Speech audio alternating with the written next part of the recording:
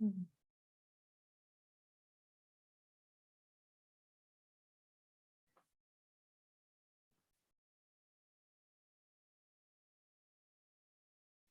Hello and welcome.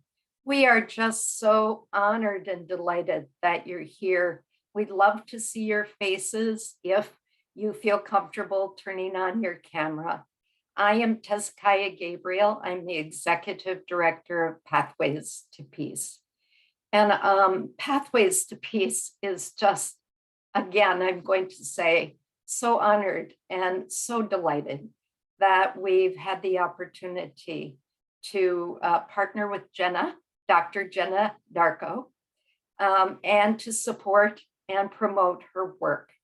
And so I could not be more pleased to be here with you today and to give you the opportunity to live into Jenna's beautiful spirit, her connection with the horses, and really to all species and to our beautiful planet Earth, and her commitment to all as one, that unity consciousness that she embodies. And so with that, I'm going to begin our time together. Let's just take a few moments and open our hearts and minds with a little bit of a meditation. You know, these are busy times. You could have been on the site watching or listening to all of the offerings of these beautiful 7 days of rest and return to essence. And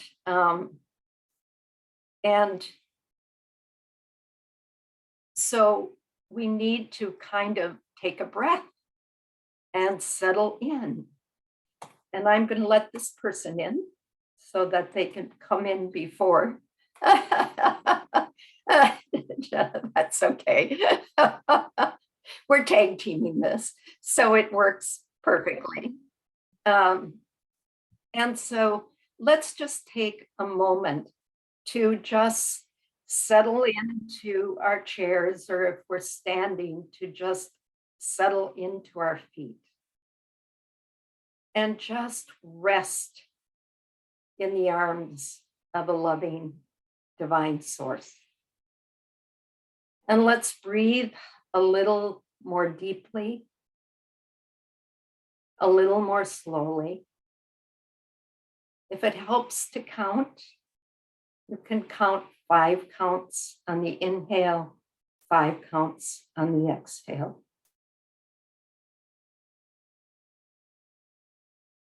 And just for a little while, let's breathe together. The one breath.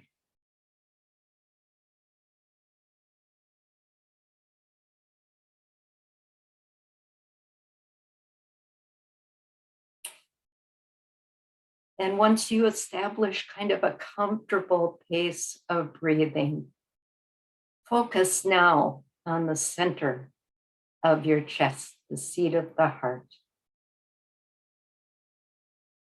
And allow that breath to come in and out through that center, that beautiful center where love, peace, calm, joy, compassion, nurturance, kindness, all of those beautiful emotions reside right there, in the center of your chest, in the seat of the heart. You can't do it wrong, so just breathe. The one breath and the one heart.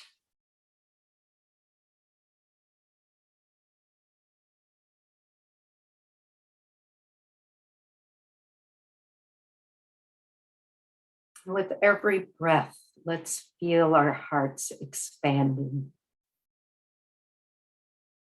growing larger and larger, more and more open, loving every cell in our body, filling us with that divine love and nurturance, that joy, that gratitude.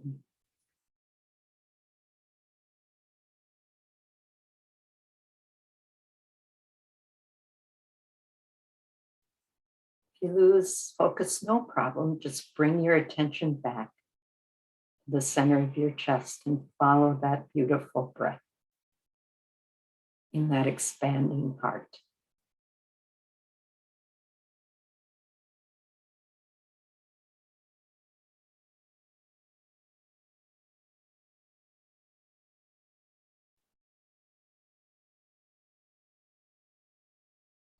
And now with those open hearts, let us come back into this physical space, bringing with us that amazing love of ourselves and of all that is. Bringing that into this moment, this presence that we have the honor of sharing.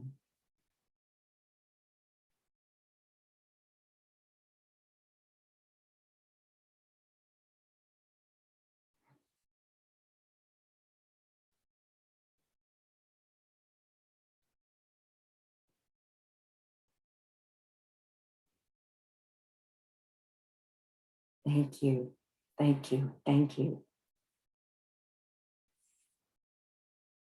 And now, without any further delay and with open hearts and open minds, it's my pleasure and my honor and my delight to turn the floor over to my beloved colleague, Dr. Jenna Darko. Jenna, can unmute yourself and come into this beautiful circle of presence, which is our theme for today. Thank you so much, Hezekiah, for hosting me into this 7 days of rest, for bringing us all together into this Zoom gathering, and for bringing us into this one heart, one breath. This is a delight.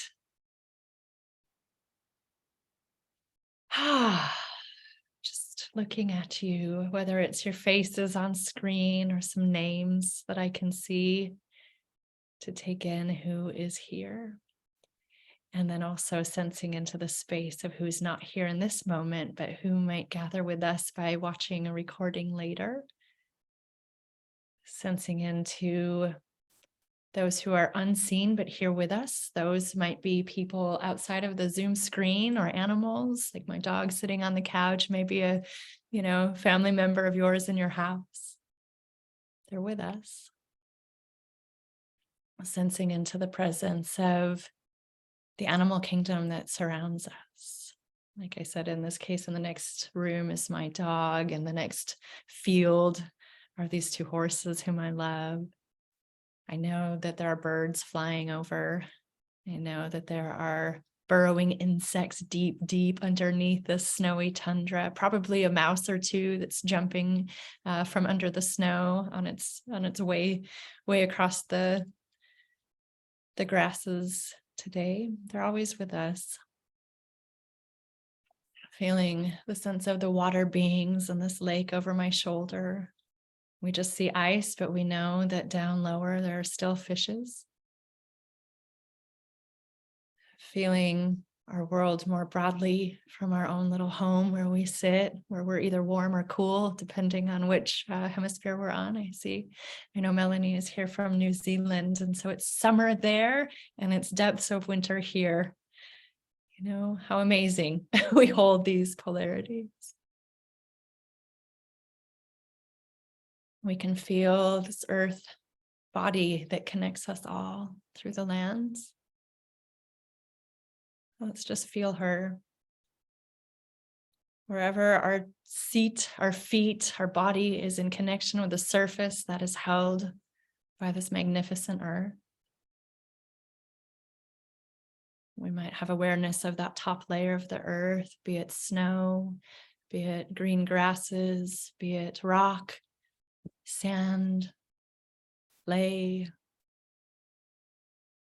warm, cold, porous, soft. And sensing that each of these land masses is surrounded by and connected through oceans. Feeling that sense of maybe where we've each been on a coast. Sense the boundary of the continent which we stand on or where we are visiting. Maybe where we call home. Maybe where we call home for now. Maybe where our ancestors called home for a long, long time.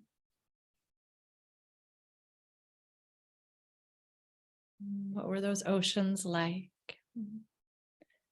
Always ebbing and flowing, coming and going, but vastly present, connecting the whole globe,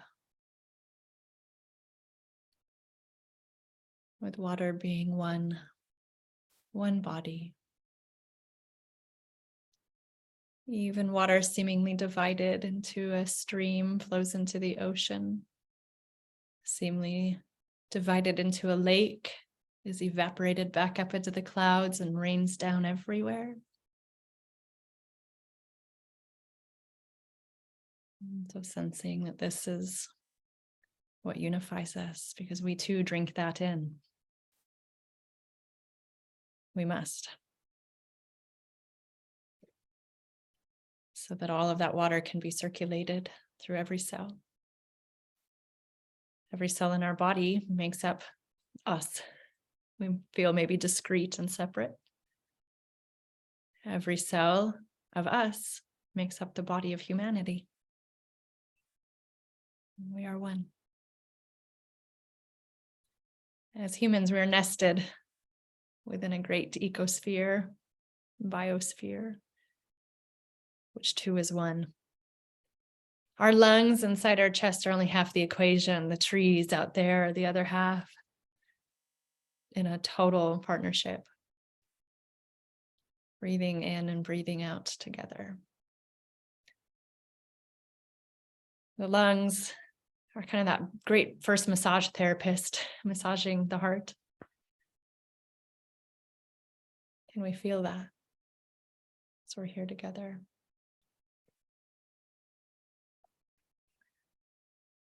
Knowing that the heart gets excited when we get to be with those that we love, whether they are brand new to us, whether they are old, ancient ties, or the ones that we're very, very fond of.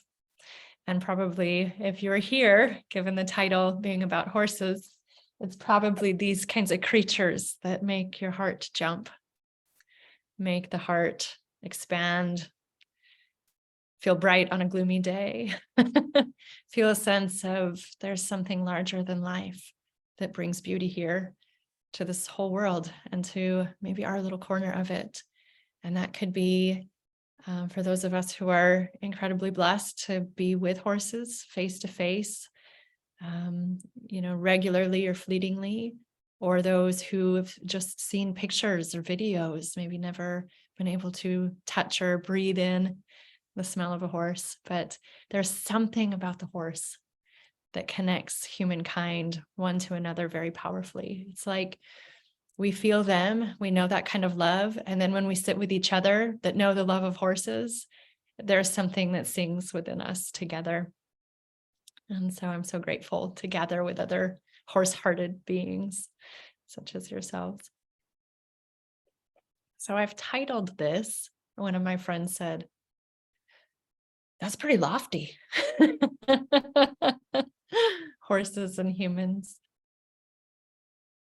Bridging heaven and earth. And yes, it is lofty. It's a subtle, esoteric kind of thing to say. It's in that kind of higher realm. And it's also very grounded. It's heaven and earth. This, I believe, can be tangible. It can be one step after the other, very basic. Indeed, it has to be in order to be lived and real. And that bridge actually makes heaven and earth one. And that is, I believe, the truth that we are here to be able to experience. And sometimes it's fleeting and it feels really distant. And I'll be the first to say, I do not experience that as a solidified, unified, I know this always kind of thing. I come and go out of it.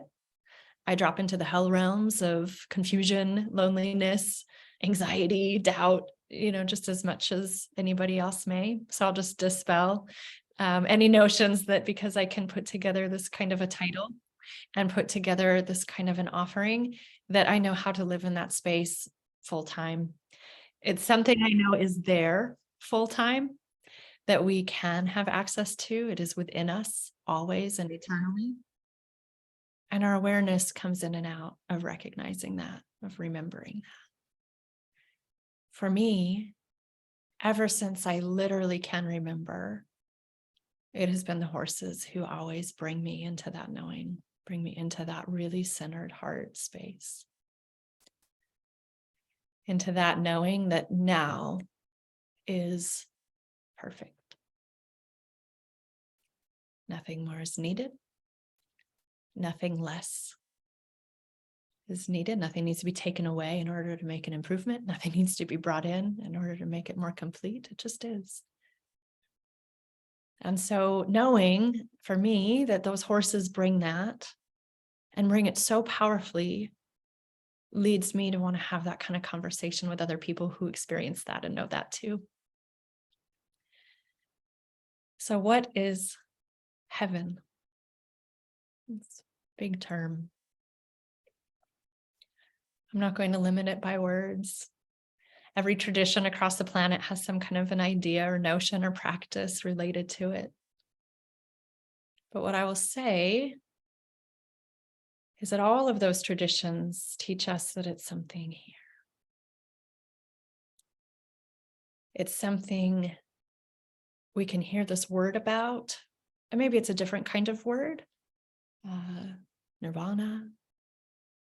There's all kinds of different words that different traditions use, but we can hear a word that represents it, and it speaks to us this kind of peace, this kind of love, this kind of like, yes. Maybe a yearning to feel that, to be with other people, other beings who would know that, be in this kind of connected way.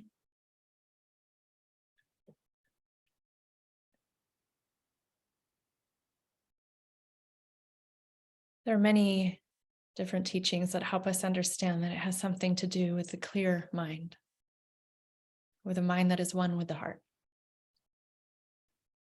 Different ways of saying that, but when you read in, it's all basically the same. It's this heart, mind, expansive, very contracted into this exact moment kind of experience.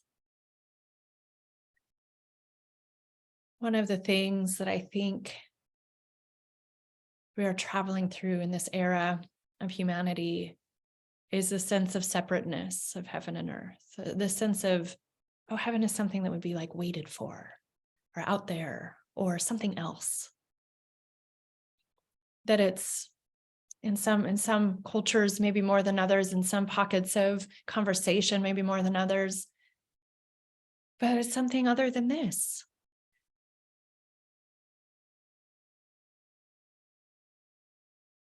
It's something for later. Rest in peace after you die. Like, what about when we live? Can we rest in this peace? I think this is what the 7 days is calling us into, is that essence.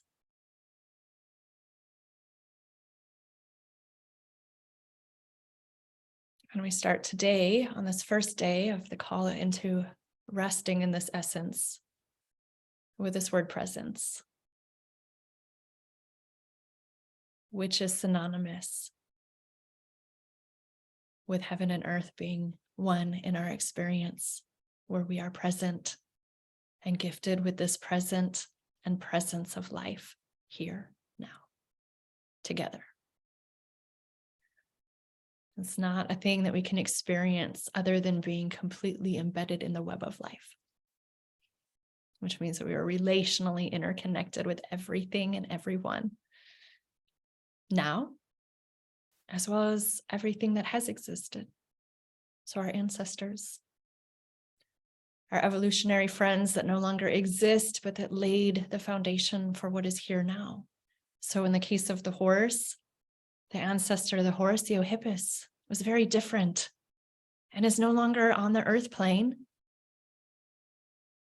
But the memory trace is held within the horse that exists now. In this way that species evolve.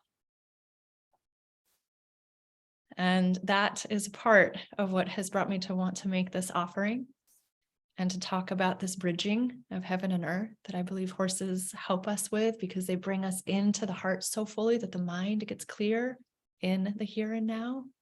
Because how could we not be captivated by their beauty? How could we not see the magnificence, take that breath and be fully present?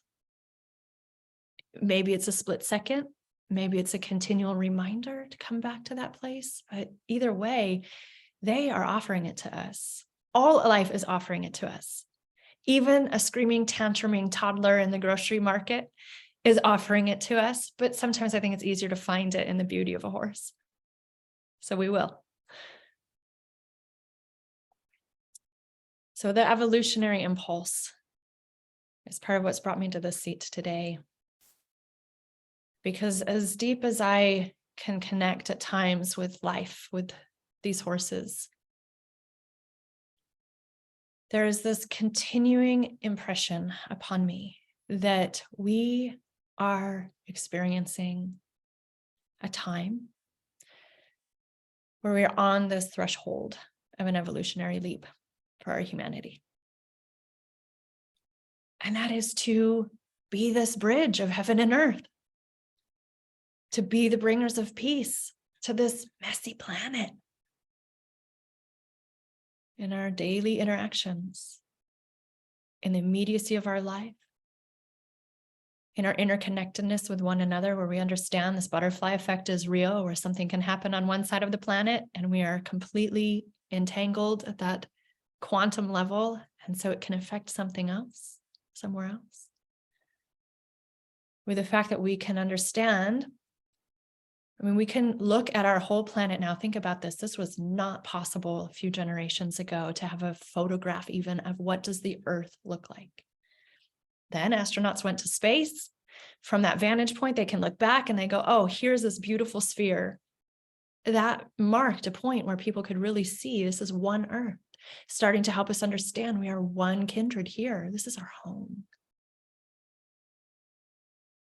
And so as we awaken to this potential of this evolutionary leap, it's something that percolates alive within us, changes us, and over time can change our whole species into one that can live in peace because of this knowing.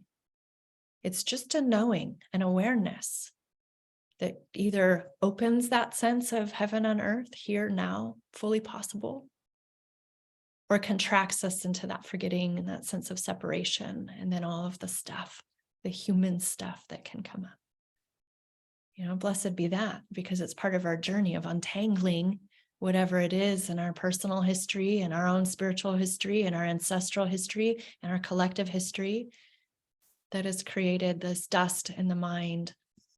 And so when those moments happen, it can be illuminated by our awareness. Just this recognition of being here now. And this horse presence tends to, again, bring us into that very, very powerfully, because it opens the heart. It lets the part of the mind that is aware, in that alertness that is both still and capable of knowing that it is always moving, life is always moving, which horses can do. A horse can be standing completely still in the pasture, and you feel this power of this moving being. They can be running at a dead gallop, And you feel that there's this centered anchor within them that is connected to the earth, that is just transcending the movement in stillness anyway. It's a complete mind-boggling paradox. And I love it because it brings me to that home that I know within myself that goes, oh, that's in me too. I can recognize it in you, horse, because I feel it when you show it to me. I feel it in me. I feel it in this body. I recognize it. And it is in that I think there is this miracle of being together. One of the greatest miracles that I have of togetherness in my life is to be together with these horses. And to be together with the people. Presence is something that is infused throughout our entire being so that we can have life. What do we do with this life? We connect. We disconnect. It's actually just a part of more connection. Because if we're disconnecting, where are we going? Either we're connecting within, maybe. Sometimes we withdraw from the busyness of the world to be with ourselves. Maybe we're disconnecting from technology and connecting with nature. Even if we're completely in a mind fog, there's a part of us that is recalibrating and is in that sense of awareness that brings us back. And again, how often do we do that? Just fall out of recognition of the present moment. What is in our lives that brings us back? So for each of us, something about a horse has brought us to this screen. I encourage you to bring that into your mind's eye. Close your eyes if you wish. And bringing that into the mind's eye. Bringing that up into the heart space, that feeling of horse.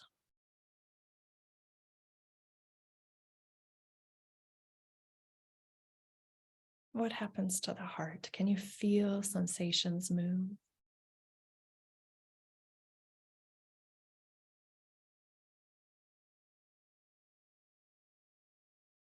When I ponder horse, I often get this sense of expansion. Do you feel any expansion bringing horse into your heart?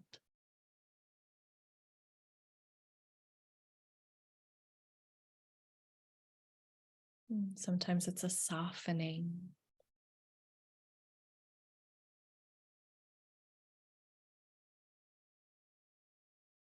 Maybe a sharpening of focus.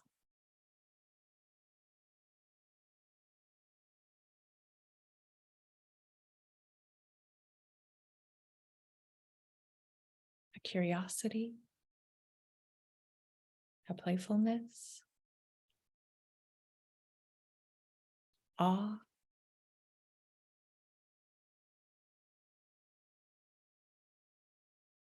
Desire to connect, to feel.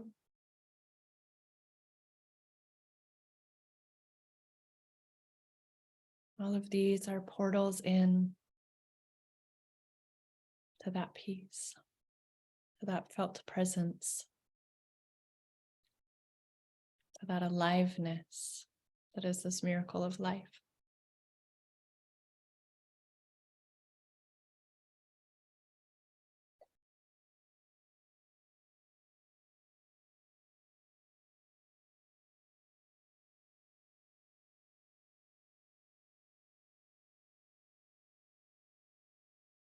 Feeling, what does it do with the mind, the activity of the mind to hold an image of horse in our heart? Just watch that.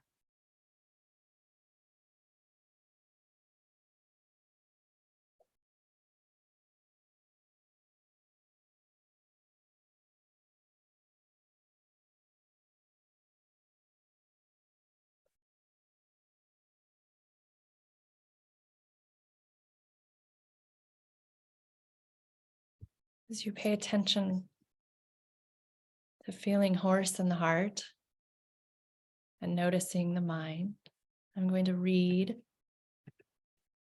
an excerpt from a sacred text. This is the Katha Upanishad. So this is out of the East, related to earlier texts of the Vedas.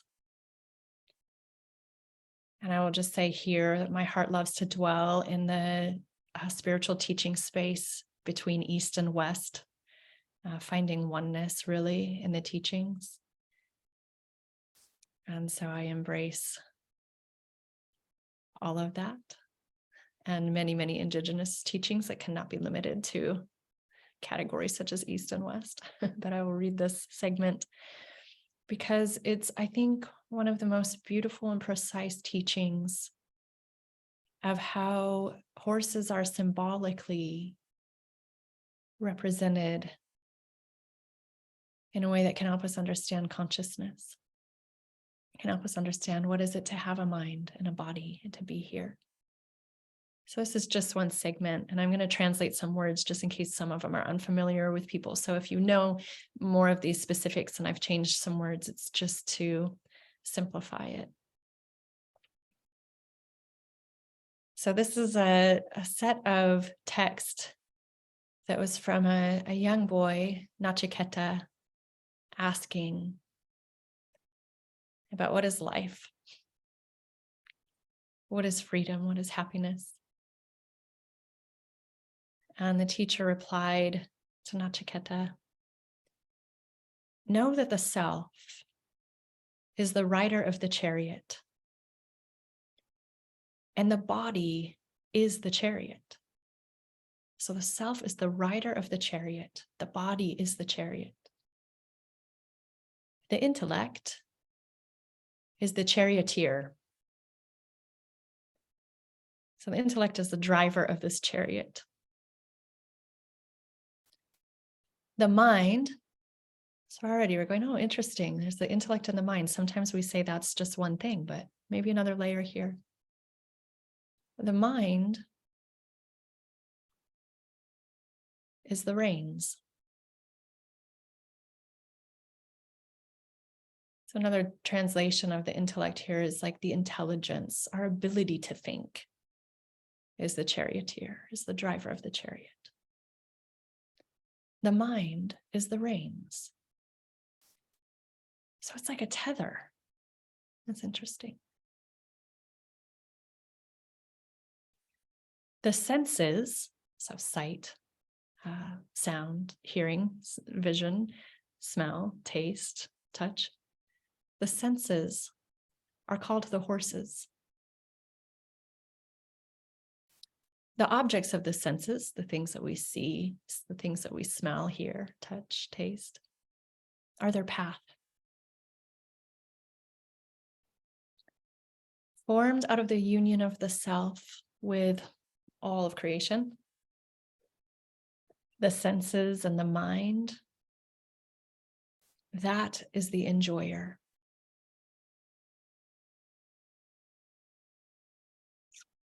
So no Nachiketa, no Melanie, no Jenna, no David,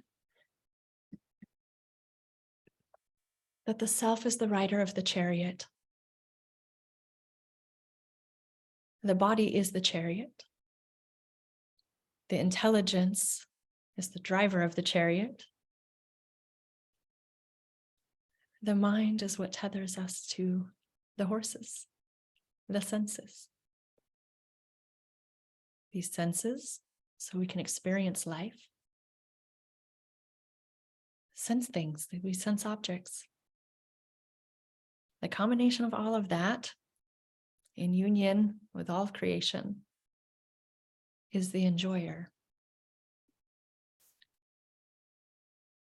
So we're here to enjoy this life.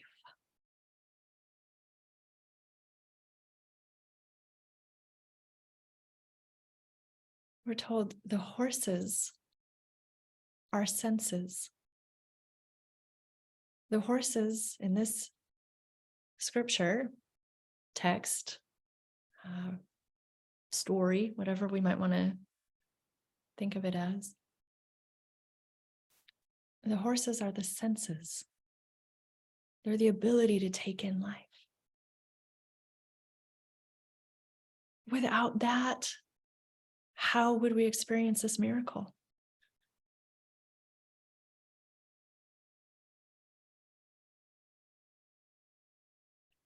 We get to be embodied here to sense things. So simple. We see it, we hear it, we smell it, we taste it, we touch it.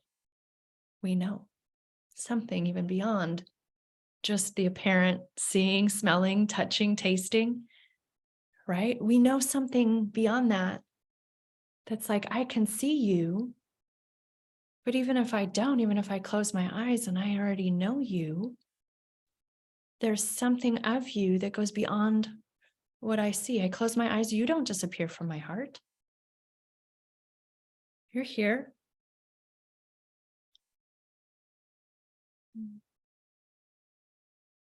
I'm seeing some comments. I will come to these too.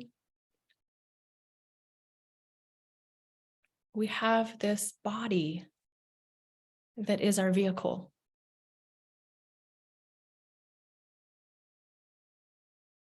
We get to ride this life. This mind is the reins, it's the tethers. What else do tethers do? Reins do. They direct where the body goes, right? They direct where our direction is. And so it's that mind, that direction of where does our focus go, that is a really important connection in this metaphor between the body, the intelligence, the self, and this experience of life, the sensing, the taking it in, the enjoyment of it. And so when I sit with this kind of teaching, many other kinds of teachings from other traditions, and I contemplate the experience of the horses that are mundane, real life beings in my life, I really recognize that they help me hone my sense of mind, my sense of where is my focus. And there's a question here, which is this is a very wonderful question. My question is, it says,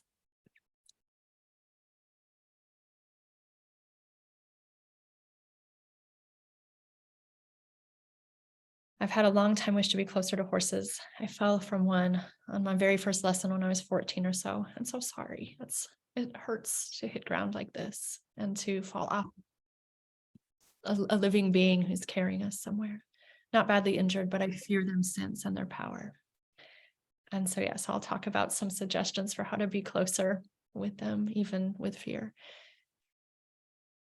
So it's like these experiences of life we want to be close to. We want to have the presence one with another. And yet, this is very, very good. Fear gets in the way.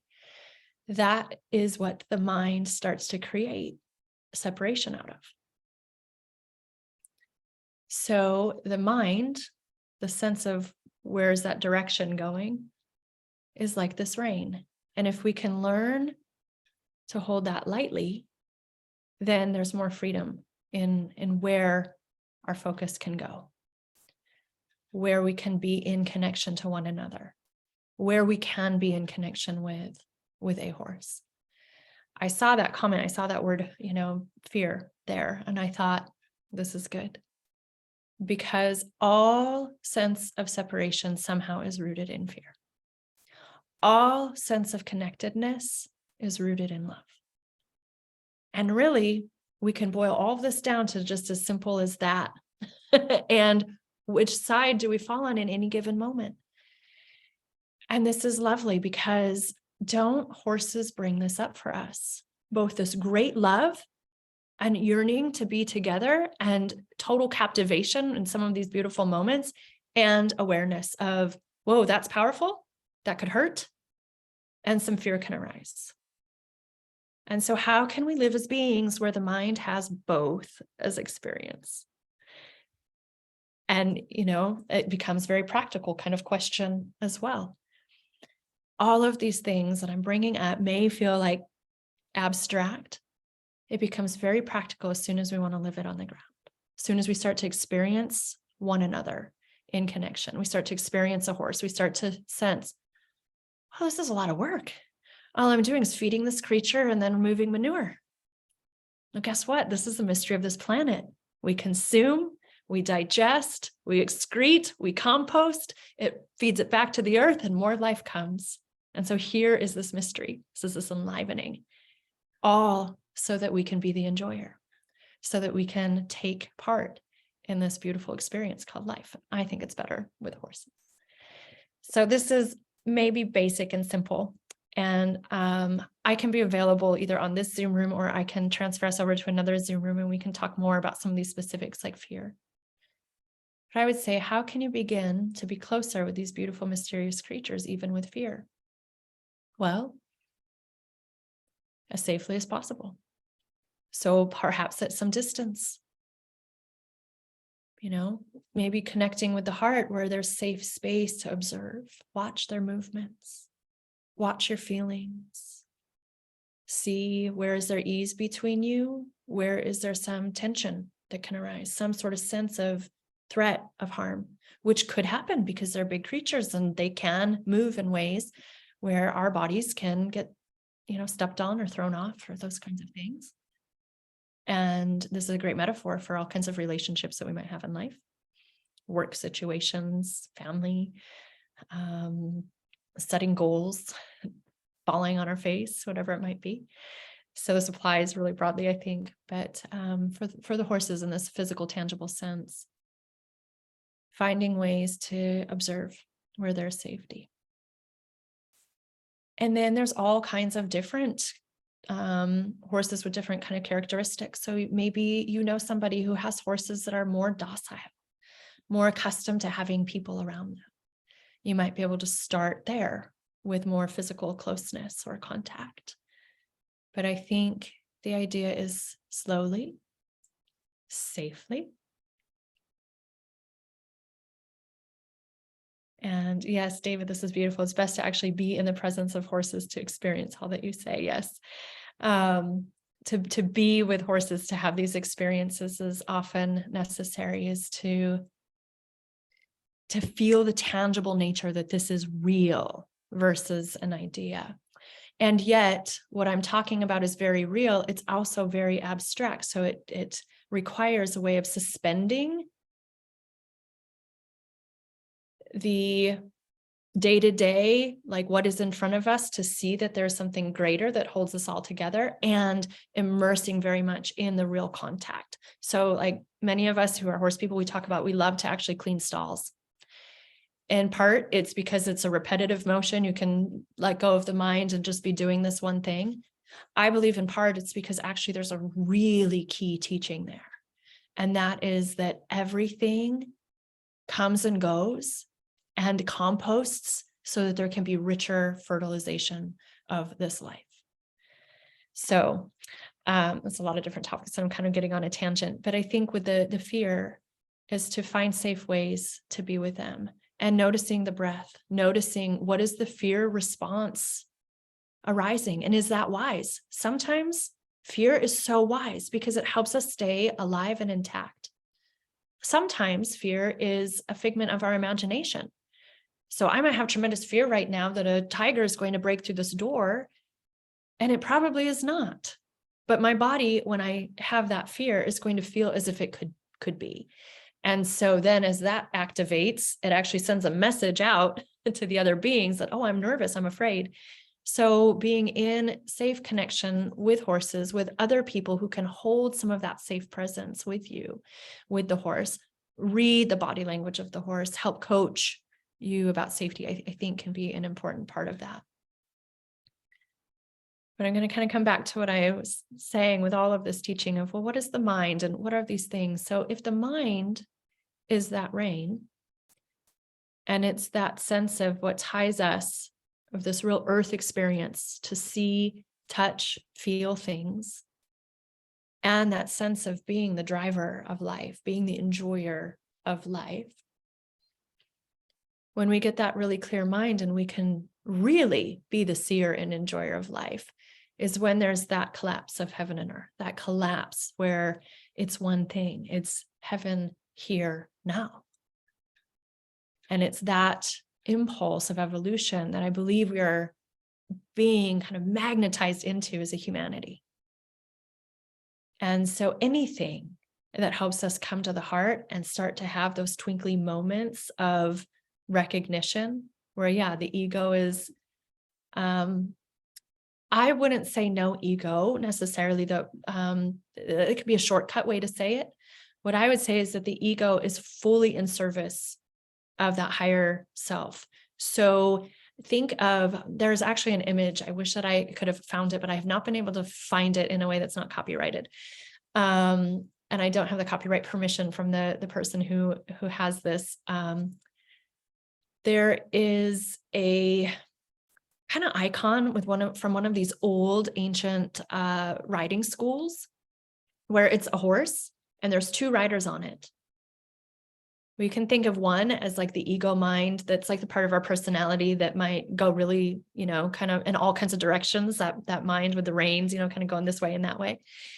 And the second rider you can think of as like that self mind that is in the perfect beat of the impulse of life, always attuned, always with creation. You can call it spirit, soul, however you may want to think of that.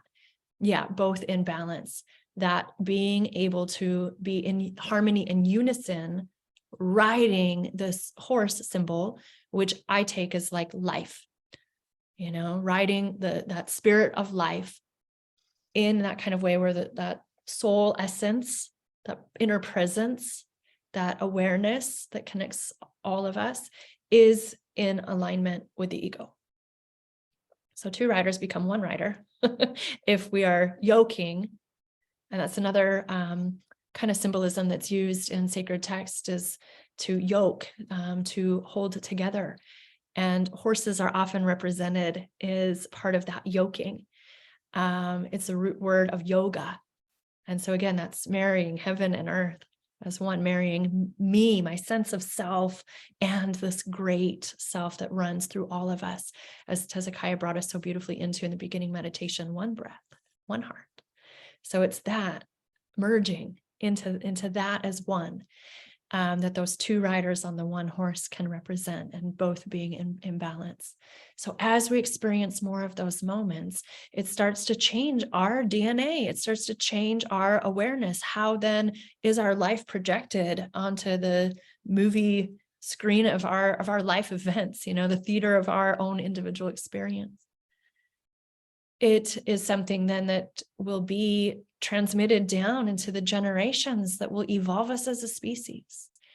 And as I wrote in the synopsis that may have been part of what drew you here, it's that sense that horses can help us bridge that in these symbolic ways that I'm talking about. That's abstract. It's about the metaphors of the horse, and in the really tangible ways, because I believe that they're here to help us unwind the kind of a misalignment from presence with presence of life through this heart knowing, through the understanding of, man, there's this love in me and there's this fear. There's these past experiences, like falling off a horse, that freak me out. Past experiences of a conflict with someone, past experiences of,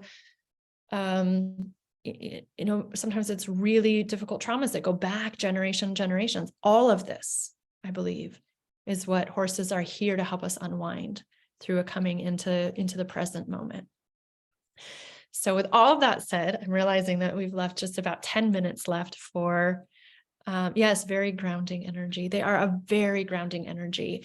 And that it's like they are a etheric energy. They have that lightness where they can just take off and, run, where they can be standing in a field and you feel the sense that they're just like magnetic, in their big awareness of what they can take in.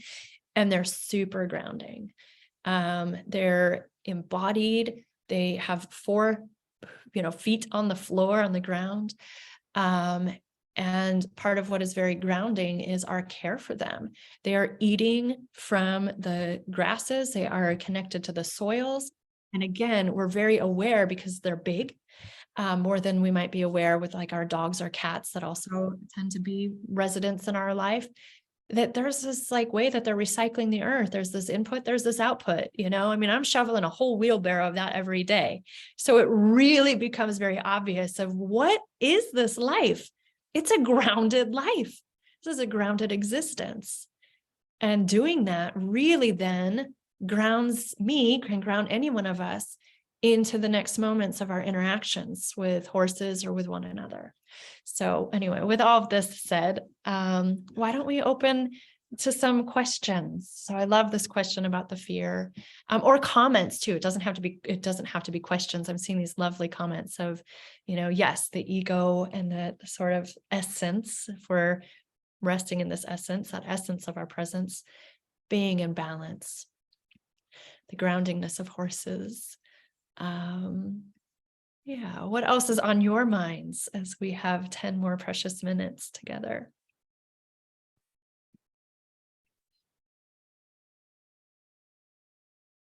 So, Jenna, one of the other comments, and I know your response to this, but let's say it out loud. One of the other comments is that what you're talking about in terms of being present with horses applies to other animals, to all other animals. So I give that for you to comment on. And you are muted.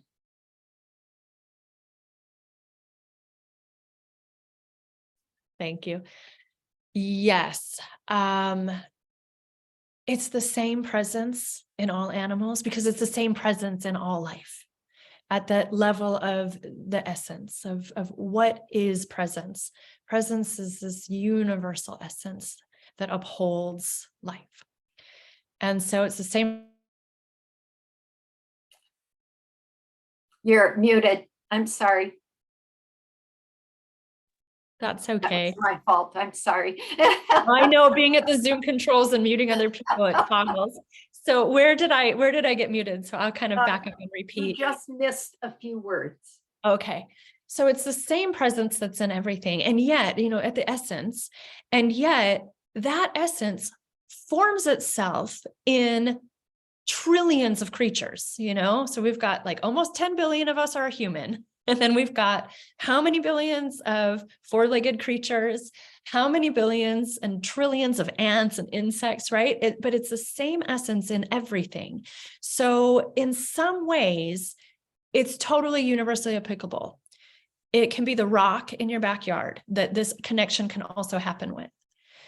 However, because there's these differences of qualities and characteristics that essence uses to weave a unique creature or a unique species, there are these characteristics that emerge that make us notice we're different. How beautiful. And so I think in some ways, what I'll say about a horse that's a little bit different is that they are an animal of fight or flight. And so their nervous system is going to be different than a dog, who is actually a predator, whereas a horse is prey. So there are some of these differences. The thing about horses that just strikes me over and over, and some of this is just because I think my heart is wired to appreciate horses. There might be another person where this stuff about horses is I don't know, but man, you put me in, even just seeing a photograph of an elephant and I'm there, or a vehicle, a car, right? Like some people like their motorheads or whatever. So it's that something that just brings us center. That's the big thing about this presence sometimes, whatever brings you center. I think horses do it well for many of us because they're so on the cusp of flight, running, moving, and stillness by scanning. There's something where they're just holding that very keenly. And they are big and beautiful, and they move with a magnificence that captivates us. So then it's easier out of that beauty for us to fall into our heart. Some people have said beauty, truth, and love are all three words for one thing. It's the same thing. And so I think it's that beauty of the horse that can be so captivating that it captures our breath. It just, brings us into a stillness and a connectedness that is a bit unique. And yet anything that does that, anything that brings us into open heart, anything that brings us into awareness now I mean, in essence, does the very same thing. There are some animals for certain, people where they're going to be much more accessible. I used to work with this woman who loved squirrels because she's like, when I'm away, she had a dog at home. She's like, when I'm away from home, but I'm walking in the city, I can count on the fact that I would probably see a squirrel. And that was like her spirit animal. So it's awesome, I think, to see this presence in all creatures and appreciate how the animal kingdom is really here with a lot of magnificence. Even the really scruffy, scrappy, ones that we might overlook. My grandmother used to have these raccoons in the yard that would captivate her every night. And that was when I felt the most like she could be like heaven on earth to be around. So I think it applies broadly. I hope that kind of answers it. That's a beautiful question. And I see, David, your hand is up. Hello. Yes, David, you can unmute yourself. There you go. Yeah, hello. And so what a delight to see you and meet you directly. You as well, David. Yeah, wonderful. More to come. And one of the things that I really appreciate what you're saying, because we are that universal presence. We are that consciousness entity. I mean, that's the challenge, is discovering that because we live in the duality of separation, all that. So what you're helping us understand, and we all have in our own journeys, but about that unity that we all live with and how we come together despite the 3D illusion of separation. And I'm just wondering, and very much what we're engaged with Pathways to Peace is a greater focus on consciousness, because that's the key to the evolution. Many people believe the evolution on this planet that must be done.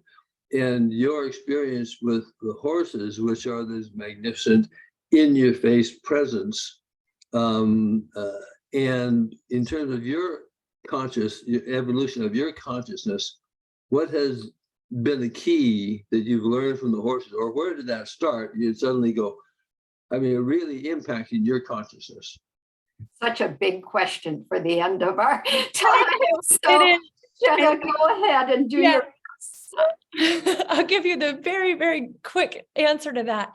Yeah. At the beginning, maybe before you came in, David, I said always, ever since I can remember. And that is because there were horses in my neighborhood from the time I was 6 months old. And my parents would say that I would go over and just put my elbows on the fence and watch these horses for hours. Other kids are like playing in the park and playing together, and I'm just with the horses. And I remember it. I remember being a toddler and just watching these horses. So there was something, like you said, it's so in your face, like they are so clearly magnificent and alive and beautiful. And so for me, that's enough to fall into that sense of, this is heaven on earth. This is unity. I'm with them, and I've lost my sense of little self because I just know my heart feels this between me and them. Yeah. And so, I think that's a big thing. And then many experiences over my lifetime, which we can kind of keep playing with as we go through the few days, or if other people want to kind of connect and follow me in other formats. I would say part of it is that in order to experience the sense of heaven on earth, we must stabilize our ability to be aware. We must start to stabilize our rooting in that conscious presence that's unified within us and all life. So that stabilization is where that practice of returning over and over and over to the awareness, returning over and over to the awareness helps us ground that stabilization. As we do that, it becomes more reliably accessible to us. Right. And so I think it's that over and over. And as part of that, we recognize where do those reins tug and pull at us? Where do we fall off this chariot of life? Where do we forget to be the enjoyer and help other people have enjoyment? And that's through the wounds of separation that have been cultural for many, many generations. So I have watched the experience of the horses that are in my life and other horses, and through film, through literature, through history, through cave drawings, started to study, and I go, oh my goodness, They have been with us, co-witnessing the human journey in all of these ways that are totally profound. Maybe dogs have too, because they've been at our side in a similarly like intimate way. But horses have watched us colonize the world. If you watch the video trailer for 12 Years a Slave, you see horses on the plantations with the people driving those horses. So who is the charioteer of that body of corruption that are enforcing cruelty and abuse to our fellow humans? So the horses have seen this all along.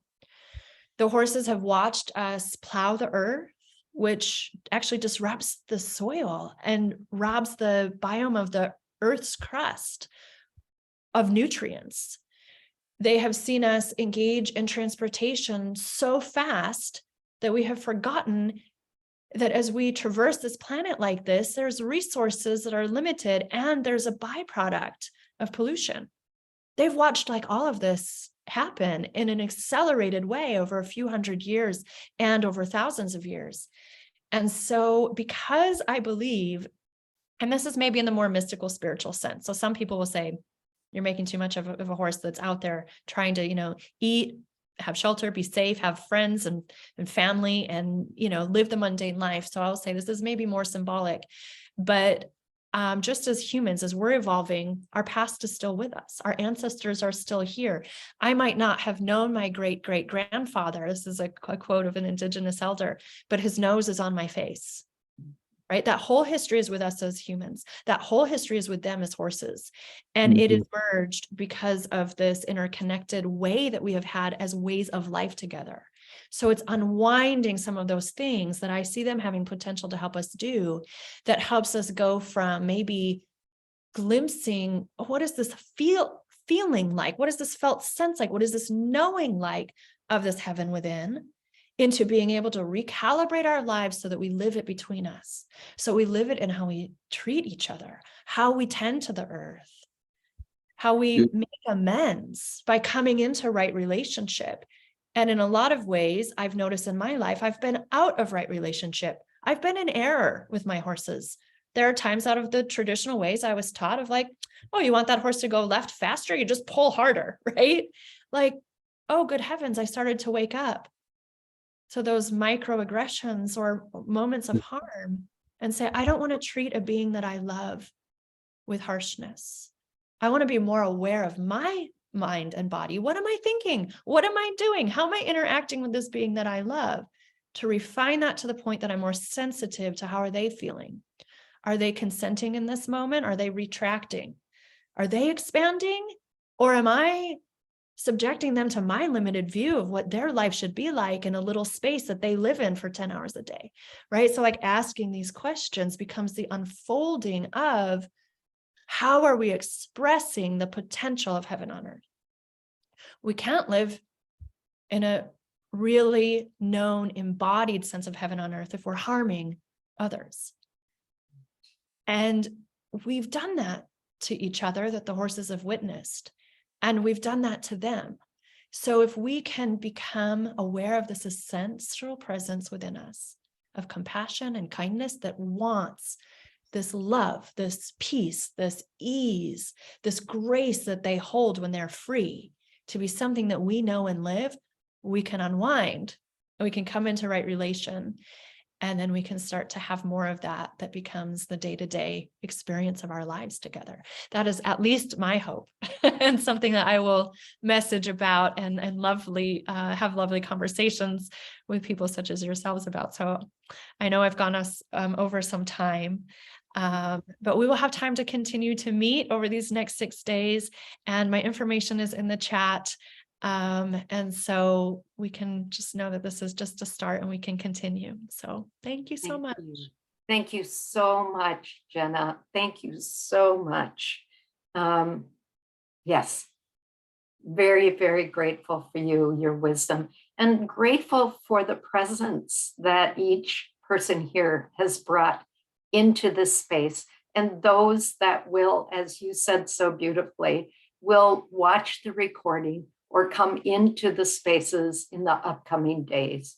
So I want to first say that our dear friend Dot Maver with her Global Silent Minute, I put her occurrence over the next 6 days in the chat. So scroll back and find that. And Jenna's going to be doing these live transmissions every day for the next 6 days. So encompassing all 7 days. And that will be at 11 a.m. Eastern time, New York time, on this Zoom link.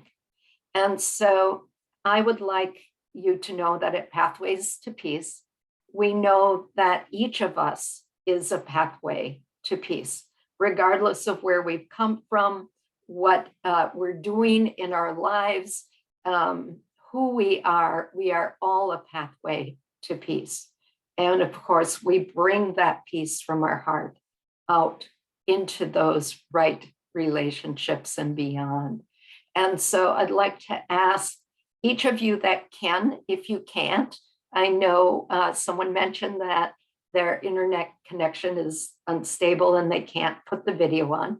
But if you can unmute yourself and put your video on, I would ask you to do that. Yay. More. Yay. So glad to see all of you. And so I'm going to ask us in closing to do just 2 little pieces together to just further engage all of us.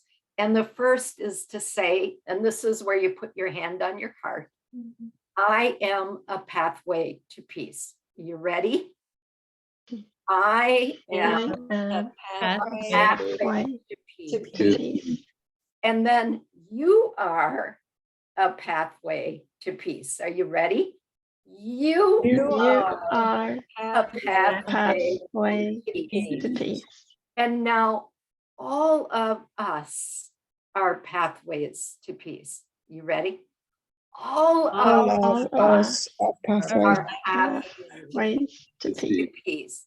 And now we're going to say, and peace prevails on earth 3 times. Ready? And peace prevails on earth. Peace prevails on earth. Peace prevails on earth. We honor each and every one of you. Thank you, thank you, thank you. Thank you so much, everyone. Thank you. And I did put my personal Zoom room in chat. I always like to connect more with people, so I'll hold that space open until 1/2 this next hour. If anybody wants to hop on to my personal Zoom room and do more of the question and answer, or just to get to know you, I'd love to hear, your experiences of horses or what drew you here, so I kind of know who are we. So feel free to hop on. I'll just end this and then I'll hop on there if anybody wants to catch on up that way. You're welcome to. I won't be able to do that every day, but I can today, so I will. Good. Jenna, you have such a beautiful, generous spirit. Thank you. Thank you to each of you here. Thank you so much for making this possible, and David, for you making this possible as well. So I'm so grateful. My delight. Me too. Okay, I'm gonna go hop over to my other Zoom room and I'll see anybody who's got the inclination to join over there. Great. All right. Thank you, Tezkaya. You are welcome. Thank you to all of you.